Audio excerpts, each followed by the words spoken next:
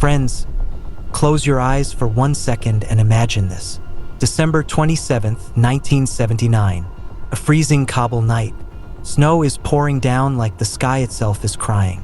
Inside the glittering Tajbeg palace, the President of Afghanistan, Hafizullah Amin, is lying on his bed, wearing nothing but his underwear. Doctors are rushing around him, injecting him, trying desperately to keep him alive. But what Amin doesn't know is that death isn't coming from inside the room. Death is already in the building, and it's wearing Soviet uniforms. The men outside his door, they aren't his bodyguards. They are the Soviet Union's most elite killers, KGB Alpha Group, Zenit commandos, and a special Spetsnaz Muslim battalion. They have one order and one order only: kill the president in his own palace tonight. This isn't a movie. This isn't a thriller novel. This is Operation Storm 333, and what happened next changed the entire world forever. Tonight, I'm taking you inside one of the most insane, cold-blooded, and history-altering secret missions ever carried out by any intelligence agency on Earth. So buckle up, because this story is going to give you goosebumps. Let's go back a little. Afghanistan in 1979 was falling apart. The communist government that the Soviets had helped install was tearing itself to pieces. President Amin had just murdered the previous leader, and now he was turning against Moscow too.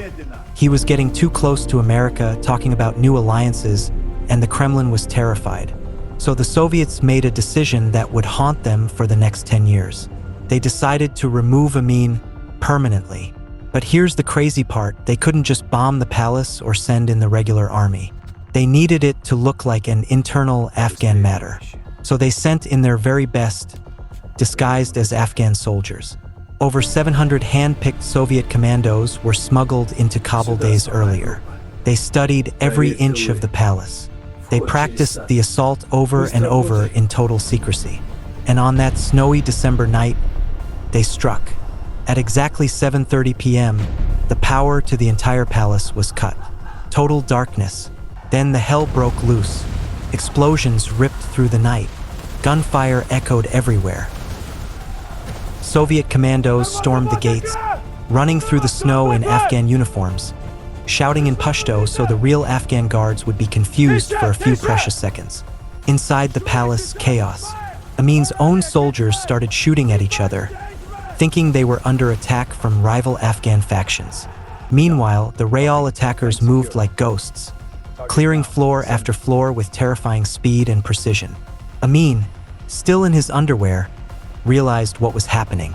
He picked up the phone, desperate, and screamed into it, "Call the Soviets! Call the Soviets for help!" The man on the other end of the line was a Soviet officer.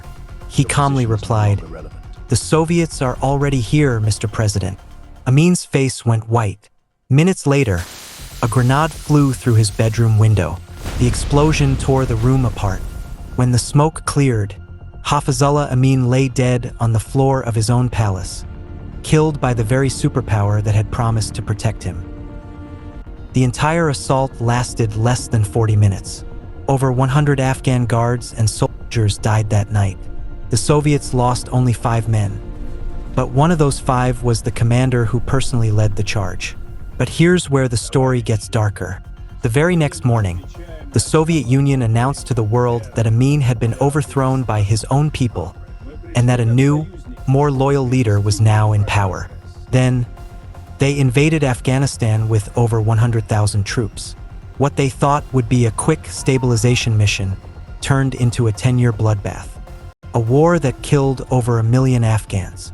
A war that created the Mujahideen. A war that eventually gave birth to Al-Qaeda and changed global politics forever. Operation Storm 333 wasn't just an assassination. It was the spark that lit the fuse on one of the most devastating conflicts of the 20th century. And the echoes of that night are still being felt today. So next time someone tells you secret agencies only gather information, remember this story, because sometimes they don't just watch history, they write it in blood. That was Operation Storm 333. The night the Soviets killed their own puppet president and accidentally started a war that would one day change the world. Let me know in the comments. Did this story shock you as much as it shocked me?